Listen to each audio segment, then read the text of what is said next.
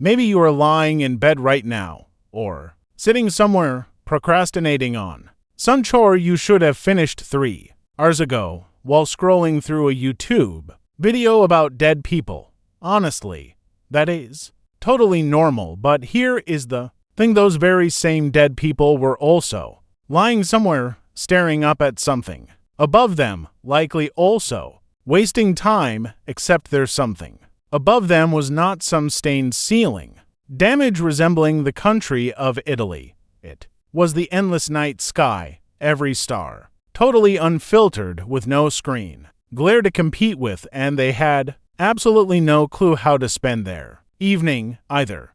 Welcome to one of the most overlooked mysteries in human history. What did ancient humans really do when the sun went down? Not the kings, not the wealthy pharaohs, not the elite with fancy hats who got written about in history books, just regular folks, the ones who woke up, tried hard to stay alive, found some food, and then waited for sunrise through 8 to 12 hours of absolute darkness. What happened during those hours? Because here is what nobody tells you in school: the night was not merely the absence of daylight. For most of human history, darkness was its own unique world, with its own culture, its own rules, and it shaped us biologically, psychologically, and socially in ways that still run quietly in the background of your mind right now, whether you like it or not. First, let us debunk a myth.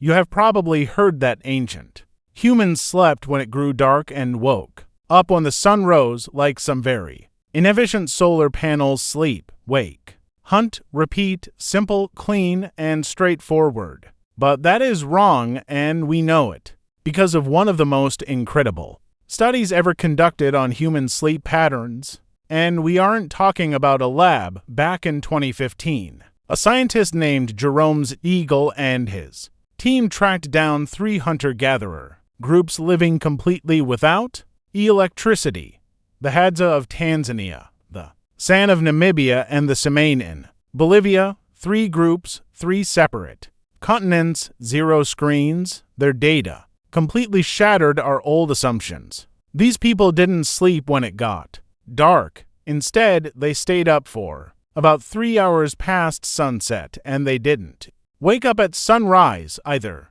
They arose before dawn, usually an hour before the sun rose. Their total nightly sleep was roughly 6.5 hours, sometimes even less. Modern experts insist we absolutely need 8 hours, looking mildly offended if you disagree. Yet early humans were apparently surviving on 6.5 while building human civilization. But more fascinating than their sleep duration is what they did beforehand, because those hours after sunset, they weren't wasted. They were not just staring blankly at the wall. Well, maybe sometimes, but not mostly. Those hours served a vital, deeply human purpose. They talked. Picture this central campfire with darkness closing in from all sides. Whatever lurked out there, and something always did, kept everyone just alert enough to stay huddled extremely close together. And they talked. Anthropologists who have lived among modern hunter-gatherer tribes report something striking. The entire tone of conversation shifts completely between day and night. In daylight, the focus is on practical things, tools, who went where, who is carrying what tomorrow. It is pure logistics, the prehistoric version of a modern work Slack channel. But at night, around the fire, conversations drift somewhere else entirely. Stories emerge, ancient myths explaining how our world actually works, deep moral lessons wrapped in tales of animals, spirits, and heroes who made terrible choices and paid dearly. Honestly, even jokes. We have actual, documented evidence of humor in the very oldest oral traditions on Earth. The night turns out was when we became human. Because here is the thing about storytelling: we easily forget now that we have books and 17 different streaming platforms. For most of history, tales were the only real Technology for storing critical daily knowledge and passing it down through generations. Want to teach kids never to go near the deep river. You could explain the basic physics, which is boring and easily forgotten. Or you could tell them instead about the monster lurking down there, dragging kids under, a beast that has been hungry for centuries. They will remember that monster. That is why every single ancient culture developed mythology, not because they were simply naive and could not understand reality, but because a story was the ultimate compression tool ever designed for keeping us alive and keeping our communities strong. And it happened at night, around the fire during those 3 hours between sunset and sleep. Let us talk about fire because it rarely gets enough credit for how drastically it rewired our entire existence. Fire was first tamed roughly 1.5 to 2 million years ago, bringing massive, obvious benefits like warmth, protection, and cooked food. Great things. Highly recommended, but the less obvious perk was actually time before fire. When the sun went down, you either slept or you got eaten. Those were pretty much your only options. Nighttime belonged to those nocturnal predators, beasts with way better eyes than you, sharper hearing, and zero interest in how you felt about the whole situation. Fire changed everything. It declared, the night is negotiable now. Suddenly, we had extra hours, real usable hours that never existed before. Hours that no predator dared to come near.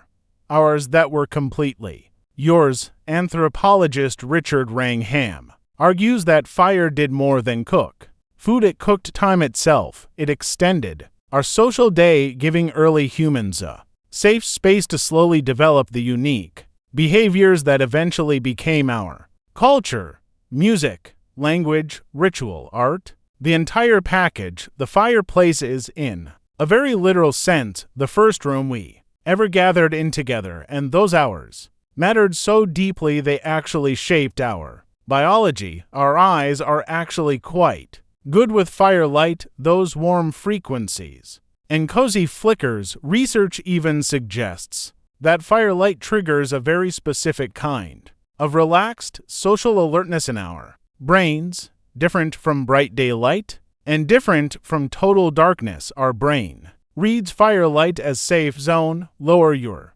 guard slightly. It is okay to talk, to connect, which is why, by the way, candlelit dinners still feel highly romantic, while harsh overhead office lights feel like a sterile clinic. Our brains are still running ancient software programmed over 1 million years ago, and that code definitely has strong opinions. What about sleep itself? Was it different? Here is where things get genuinely weird. A historian named Roger E. Eckerch spent decades researching how we slept, sleep patterns across European history, diaries, old court records, medical texts, literature, and he uncovered something that nobody had ever thought to investigate. For most of Western history up to the Industrial Revolution, human beings didn't sleep in one giant block. They slept in two. First sleep began shortly after nightfall, lasting just a few hours, then waking up naturally, spending an hour or two in a quiet, peaceful wakefulness, maybe chatting, maybe praying, sometimes making love, or simply lying there daydreaming before drifting back to sleep for a second stretch until morning. This segmented sleep was so completely normal, so unremarkable that people barely even wrote about it. It just was. The midnight interval was called the watch, or the wakeful hour, and it was seen as a precious window, a kind of natural meditative state sitting right between sleeping and waking. Physicians back then recommended using it for prayer and reflection. Some people used it to check on their livestock, others used it to visit neighbors, because those neighbors were also wide awake, and it was perfectly normal to knock on someone's door at 1 a.m. in medieval Europe if you were just popping by. Then the Industrial Revolution changed everything. Artificial light made the night shorter. Modern schedules made sleeping in 2 segments completely impossible. Suddenly, everyone was told they had to sleep in one solid stretch of 8 hours, and if they couldn't, then something was wrong with them. Millions of people still wake up in the middle of the night, staring at the ceiling, convinced they have terrible insomnia, convinced something is broken inside their head, but it's highly possible, genuinely possible, that their mind isn't broken at all. Their brain is simply doing what it was designed to do for hundreds of thousands of years, and our modern world has no space for it anymore. Your 3 a.m. brain might not be a glitch. It could be an ancient heirloom. The night had rules. Here is something that shocks most people. Ancient societies were not chaotic after dark. The dark was not a free-for-all where anything went just because nobody could see you. Honestly, the exact opposite was true. Nighttime in these ancient cultures was strictly governed by deep tradition, law, and serious social consequences. Take ancient Rome, where wheeled carts were banned from city streets all day long to avoid traffic and only let in at night, meaning the city stayed incredibly loud and chaotic. After dark, with heavy wooden carts rattling on stone streets, locals complained about losing sleep to the racket in ways that feel shockingly modern.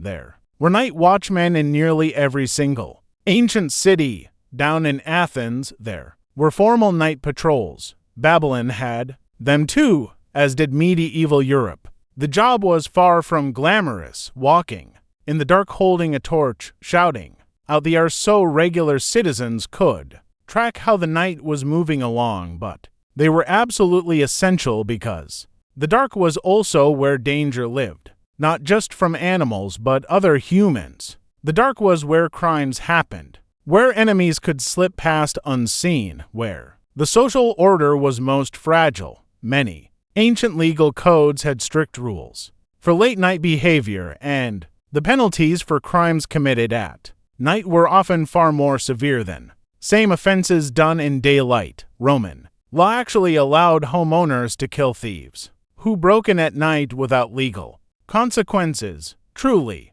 the dark was different morally, legally, and socially. It was different, which is exactly why it drew so much supernatural intrigue. You see, the dark was full of secrets. Every ancient culture, without fail, filled up the night with creatures. Not the same ones, though. Every civilization had their own roster of spooky nighttime entities. Still, the pattern was totally universal. The dark was never empty. Something lived there. Ancient Mesopotamia, for example, feared Galu demons, monsters serving the underworld who crept through the dark, stealing souls. Babylonian guardians, however, were actively summoned at night to keep those terrors at bay.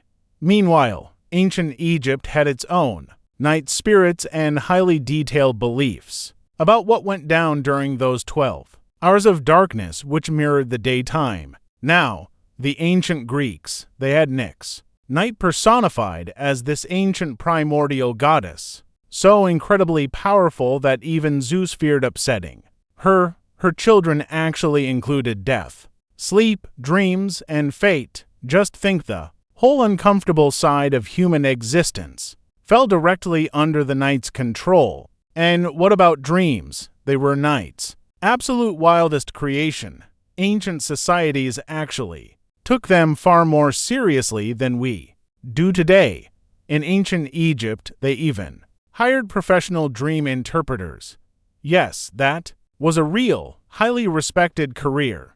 Temples even offered special sleeping areas called incubation chambers. There, a person would lie down specifically to sleep and receive sacred messages directly from the gods. If you needed advice from a deity, you didn't just sit there praying and hoping. You went to the temple, did the right rituals, curled up in that sacred room, and just waited for them to speak to you through the darkness over in ancient Mesopotamia, the famous Epic of Gilgamesh, which is one of the oldest stories in history, is full of prophetic dreams studied so carefully, decoded, then acted upon.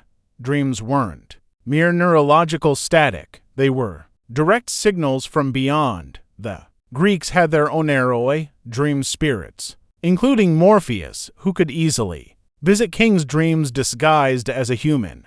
They even had a practice like Egyptian dream incubation, sleeping in holy temples to find healing or guidance from divine spirits while asleep, even. The Bible is packed with nighttime divine encounters. Jacob wrestled something unexplained all through the night. Joseph and Daniel gained power simply because they decoded dreams. The night was a direct channel for something much bigger than daily life to reach us. We have traded that mystery for REM glasses and sleep tracking apps, which is probably fine, but think about this music likely started at night. Not for certain, obviously, but the clues strongly point there. Our oldest musical instruments, like bone flutes, unearthed in Germany, dating back to roughly 40,000 years ago, were found inside early social gatherings. Think fireside late-night hours. Rhythm is deeply tied to human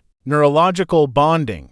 When people move or sing in unison, their brains flood with oxytocin, the bonding hormone, and our sense of connection spikes in that moment. This is why every single culture we have ever studied has music, and it is why music and ritual are so deeply linked. Nighttime ceremonies were universal in ancient times. The rituals marking our biggest life milestones, like birth, death, shifting seasons, and the initiation of young people into adulthood, almost always came with night, deep darkness, crackling fire, and music. Why nocturnal? Because night always demands something from us. The darkness hides the boring everyday world, replacing it with something way more intense, more focused. Sacred rituals need boundaries. Night brings one automatically.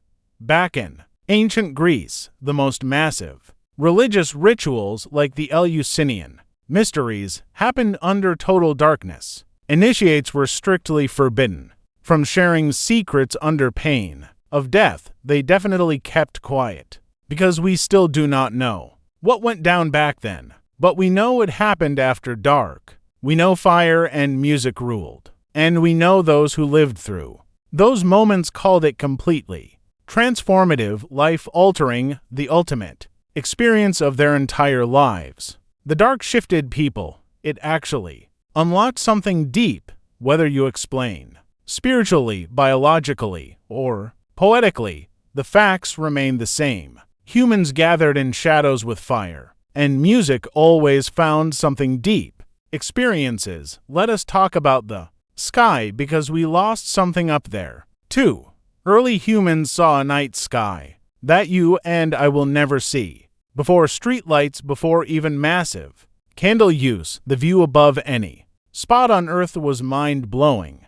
The Milky Way was not some faint streak. On weekend camping trips, it flowed like a river of light, casting shadows. It was visible every single night, unavoidable, overwhelming. People created entire belief systems around it. Early Mesopotamian sky watchers tracked star cycles with unbelievable accuracy, not out of boredom, but because they knew those stars mattered, linked right to what happened on Earth. Those planets were gods, their movements were divine messages. The night sky was basically the ultimate textbook, and studying those stars was a dead serious career, carrying pretty massive consequences if you messed up. Ancient Egyptian temples were perfectly aligned with particular stars. The Great Pyramids shafts line up with crucial cosmic positions. This wasn't some lucky guess. It was deeply intentional, highly expensive, and seen as completely vital. Those Polynesian voyagers who sailed the Pacific, finding tiny islands separated by thousands of miles of empty ocean, traveled mostly At night, reading the stars and currents, and swell patterns in the dark, their deep mapping of that night sky was pure survival tech. The Mayan calendar, one of the most advanced tracking systems ever built, was grounded in generations of naked eye cosmic watching, mostly done after sunset for early humans. Stargazing wasn't romantic, it was work. It was GPS, it was religion, and yes, it was agriculture. Understanding the right time to sow and harvest meant decoding the heavens. The night was, in a very real sense, the map that showed you where you stood in time and your exact position in space. We just glance at our smartphones for that nowadays, which works great but feels way less cinematic. So, what does this actually mean for you? If you're still watching, it means one of two things. Either this topic is totally gripping, or you are in bed and you've totally committed to the ride at this stage. Whichever it is, let's wrap this up. Here is what those ancient nights show us. The darkness wasn't dead time. It wasn't some empty gap between useful days. It a unique corner of human experience, and it served some truly vital purposes, building deep social bonds through shared storytelling, passing down cultural wisdom through narrative processing, daily experiences through dreams, connecting to the grander cosmos through ritual, and decoding our universe through the stars. Those 3 hours between sunset and sleep that hunter-gatherers still use to talk weren't just random. They were our original social network, the oldest school daily news, and a therapy session all at once, completely free with better lighting aesthetics. That split sleep schedule, it gave you as a daily pause between worlds, a peaceful, dark hour to think without the constant hustle of daytime or the heavy burdens of waking life. Many discovering this history, you and I feel a strange, familiar click. Oh, so that's what that is. Those spirits that haunted the ancient night, they weren't from ignorance. It was just the mind doing what minds do, taking the unknown and shaping it, giving it a face, making the uncontrollable feel storyable. You cannot bargain with random statistical probability, but you can, in some sense, bargain with a spirit. You can do the rituals, speak the words, and play your part. Turning that scary unknown into a narrative is hardly a failure of brain power. It is intelligence working with available tools. There's a fascinating detail from that Hadza study I have not shared yet because I kept it saved. The scientists realized that in these communities lacking electricity, both the young and old rarely slept at the exact same time. Younger adults stayed up late while older folks slept earlier and then woke up earlier. At nearly any point during the night, at least one or two elders remained awake. The researchers call this the night watch hypothesis. The idea is simple. In a world with real predators and constant dangers, a tribe that never slept all at the same time gained a massive survival advantage. Someone was always keeping watch. Different sleep chronotypes like night owls and the early birds were not random variations. They were a feature, a collective watch system hardwired into the biology of our ancestors. This means your struggle to fall asleep alongside everyone else tonight might not be a personal failure or a sleep disorder to cure with some fancy supplement. It could be your crucial job, the task your ancestors desperately needed someone to do. Night was always shared, even during sleep. We've just forgotten that we're still doing it. And now, if you're watching this late at night, staring into the dark like every human who came before us, you're doing exactly what you were wired to do. You're just doing it with Wi-Fi. Let me know in the comments what topic you want me to cover next. See you soon.